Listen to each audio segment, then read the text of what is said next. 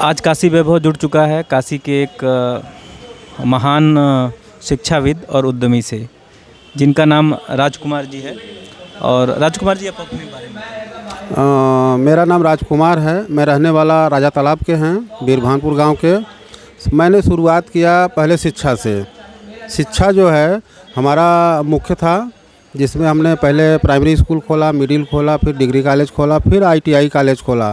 तो राजा तालाब में मेरी 2 ITI कॉलेज है। एक मूलचंद ITI कॉलेज मेरे पिताजी के नाम से है, दूसरी ITI कॉलेज मेरा VR ITI है, जिससे हमारे बच्चे पढ़ करके, मैं उनको पढ़ा करके टेक्निकल बना करके काफ़ी कंपनियों में दे रहा हूँ।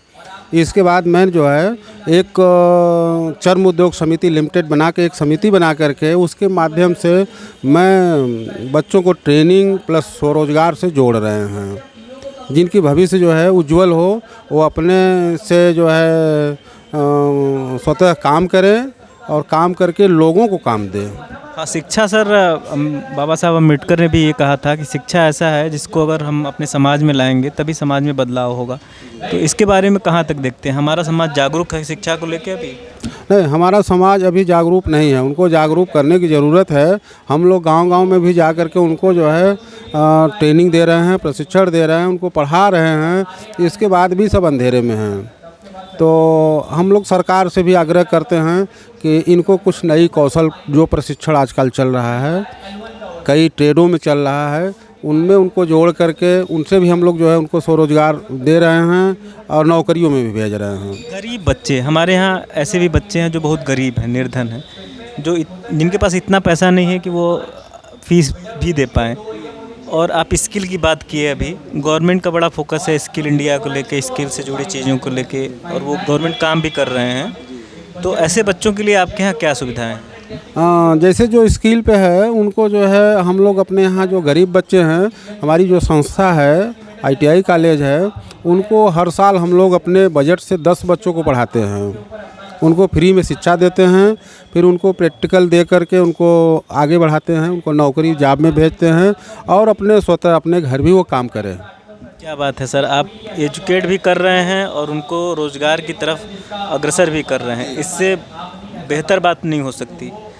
अच्छा सर, जो नए युवा हैं आजकल शॉर्ट और रील देख रहे हैं, समय बर्बाद कर रहे हैं, उनके लिए क्या कहेंगे? जो आजकल के नए युवा हैं उनको हम लोग प्रेरित करते हैं, समझाते हैं कि भैया जो है आप लोग जो है रोज़गार में आइए, रोज़गार करिए। नहीं रोज़गार कर पा रहे हैं, हाँ, तो कम से कम आप शिक्षित होकर के कहीं न कहीं अपना स्वतः रोज़गार लगाइए। किसी कंपनी में अगर आपको जाना है तो हम लोगों के पास जो है कई कंपनियां जो ITI कॉलेज के संपर्क में हैं, और उनके माध्यम से बुला करके जो अनपढ़ आदमी हैं, कुछ पढ़े हैं, 8 तक पढ़े हैं, 10 वर्ष तक पढ़े हैं, उनको भी 4th क्लास में हम लोग भेजते हैं। गवर्नमेंट की तरफ से कुछ फैसिलिटीज़ और सुविधाएं मिलती हैं? नहीं, हमको अभी तक जो है गवर्नमेंट की तरफ से कोई फैसिलिटी नहीं मिलती है। हम लोग खुद जो है अपने इनकम से बच्चों को, जो गरीब बच्चे, असहाय बच्चे हैं, उनको बुलाना, उनको पढ़ाना, उनको कंपनियों में रोज़गार देना या नौकरी देना, ये मेरा, हम लोगों की संस्था का काम है। और आपका जो फुटवियर अभी शुरू किया है, अभी ज़्यादा दिन नहीं हुआ हमको लगता है, उसमें क्या है? ये तो नई तरह का है, बनारस में तो बहुत कम रहा है। ये जो फुटवियर प्रशिक्षण हम लोग दिए हैं, अभी हमारी डायरेक्टर, जो खादी इंडिया के डायरेक्टर मनोज जी हैं, उनसे हमारी वार्ता हुई। वार्ता के दौरान हमने कहा कि जो हमारे फुटवियर जो मोची भाई हैं, बोरा पर बैठ के सिलाई करते हैं और उनकी जीविका उसी से चलती है। अगर हमको ट्रेनिंग दे देते हैं तो उनकी विकास हो जाएगी। उनको नए आइटम पर बनाने के लिए बना करके फिर वो मार्केटिंग करें, अपने खुद बनाएं और खुद मार्केटिंग करें। उनके लिए प्रशिक्षण के लिए जो है खादी इंडिया से उनको प्रशिक्षण करा करके उनको जहाँ बैठते हैं वहीं पर उनको रोज़गार दे रहे हैं। मतलब आप सिलाई भी करिए और आप नया बनाकर वही उत्पादन करिए। आप जिस क्षेत्र से आते हैं सर, वहाँ तो अभी गवर्नमेंट का बड़ा फोकस है, तमाम योजनाएं हैं, ट्रांसपोर्ट नगर बन रहा है और शायद ये औद्योगिक पार्क भी बनाने वाले हैं।